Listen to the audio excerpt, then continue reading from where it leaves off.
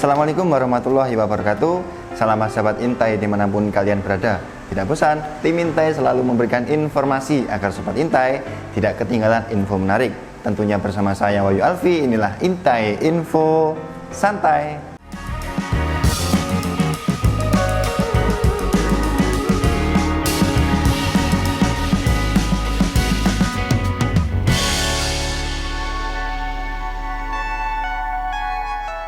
Halo sobat, Indonesia adalah negara dengan jumlah populasi umat Islam terbesar di dunia.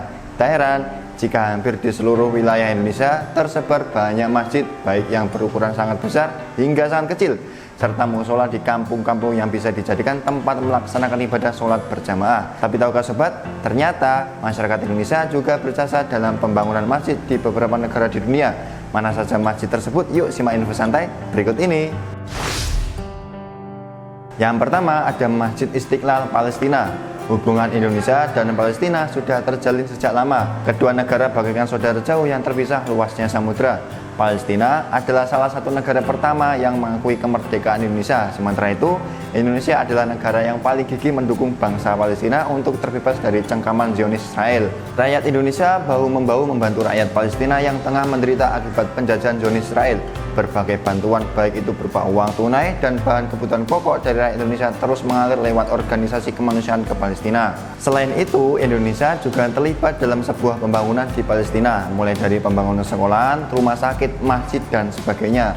Bahkan, rumah sakit di Indonesia di Gaza menjadi salah satu rumah sakit terbesar dan terlengkap di Palestina loh sobat. Selain itu, Indonesia juga berperan dalam dibangunnya beberapa masjid di Palestina.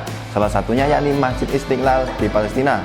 Masjid yang berada di Khan Yunis, Gaza ini sebelumnya sudah ada bernama Masjid Amin Al-Ummah Abu Ubaidah Amir bin Zara. Namun sayang, masjid tersebut hancur akibat serangan Zionis Israel. Masjid tersebut kemudian dibangun kembali dengan bangunan yang lebih megah atas bantuan rakyat Indonesia. Selain itu, nama masjid tersebut juga diganti dengan nama Masjid Istiqlal. Nama ini dipilih sebagai bentuk persahabatan kedua negara. Sebab nama Istiqlal juga dibangun untuk nama masjid terbesar di Indonesia. Selain itu, nama Istiqlal yang berarti merdeka juga menjadi doa bagi bangsa Palestina agar segera merdeka dari jajahan Zionis Israel. Pembangunan masjid ini tidak mudah karena bantuan dari Indonesia harus terhalang oleh blokade Israel. Maka dari itu, pembangunannya memakan waktu lumayan lama. Sejak awal peletakan batu pertama pada Juni 2019 hingga diresmikan tepat pada peringatan HUT RI 17 Agustus 2021. Yang kedua ada Masjid Istiqlal di Bosnia Herzegovina.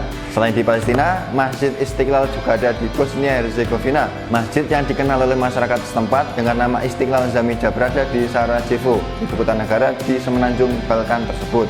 Masjid ini merupakan hadiah sekaligus wujud solidaritas dari rakyat dan pemerintah Indonesia kepada rakyat Bosnia Herzegovina pada saat negara tersebut dilanda perang pada 1995 silam. Masjid ini digagas oleh mantan Presiden Soeharto saat kunjungan di negara tersebut pada tahun 1995. Pak Harto kemudian menunjuk Ahmad Nukman, salah satu arsitek terbaik Indonesia yang sebelumnya juga arsitek Masjid Atin di TMI dan Masjid di Istana Merdeka untuk mengarsiteki masjid tersebut. Namun akibat krisis moneter dan kekacauan politik di Indonesia yang kemudian melengsarkan Presiden Soeharto, pembangunan masjid ini sempat terhenti beberapa tahun. Akhirnya masjid ini baru selesai dibangun pada September 2001 dan diresmikan oleh Menteri Agama Indonesia saat itu, Said Agil Hussein Al-Munawar. Untuk menghargai penggagasannya, masjid ini dikenal juga sebagai Masjid Soeharto.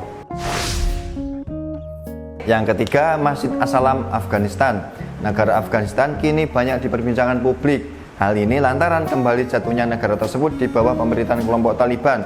Tapi tahukah sobat, ternyata ada masjid sumbangsi Indonesia di negara tersebut loh. Masjid tersebut bernama Masjid As-Salam yang berada di Kompleks Indonesia Islamic Center atau IIC, tepatnya di kawasan Ahmad Shah Baba Mina, Kota Kabul. Masjid tersebut diberi nama As-Salam yang artinya perdamaian, sebagai harapan agar perdamaian lekas terwujud di negara tersebut. Masjid yang diresmikan oleh Dubes Indonesia untuk Afghanistan, Ansori Tajuddin pada 2015 silam tersebut, selain digunakan untuk aktivitas sholat berjamaah, juga difungsikan sebagai madrasah untuk belajar agama Islam. Di kompleks IIC tersebut, pemerintah Indonesia juga membantu fasilitas kesehatan dan sarana umum lainnya untuk membantu masyarakat Afghanistan yang tengah dilanda konflik berkepanjangan.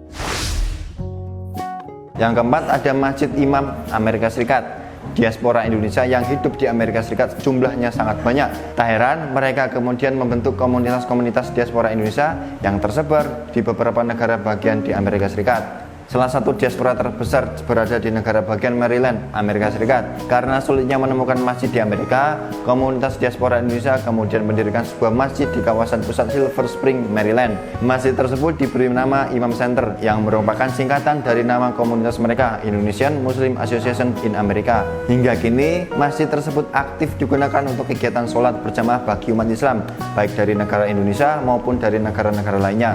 Selain itu, masjid ini juga membuka pintu lebar-lebar bagi non-muslim dan warga Amerika yang ingin mengenal lebih jauh tentang agama Islam dan Indonesia. Yang kelima, ada Masjid Soekarno di Rusia. Tak bisa dipungkiri, Presiden pertama Indonesia, Insinyur Soekarno, memang dikenal luas oleh publik tidak hanya di Indonesia, namun juga di dunia internasional. Kepemimpinan beliau di masa revolusi sangat diakui dunia, di antaranya akibat keberaniannya menentang imperialisme dan kolonialisme di dunia. Karisma Bung Karno tersebut rupanya juga sampai ke negara Rusia. Sebuah masjid di kawasan Saint Petersburg hingga kini dikenal sebagai Masjid Soekarno.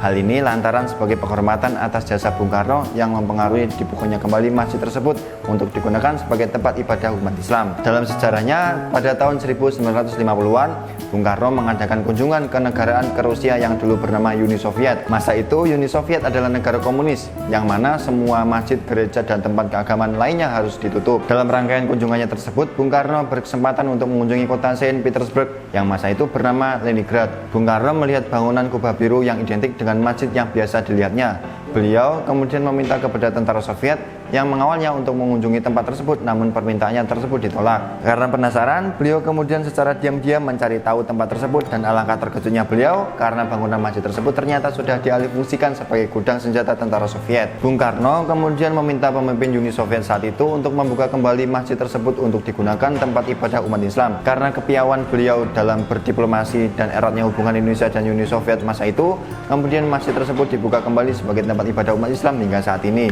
Masjid tersebut saat ini dikelola oleh komunitas muslim di Saint Petersburg. Pada tahun 1980, masjid tersebut juga direnovasi besar-besaran hingga bangunannya megah seperti sekarang.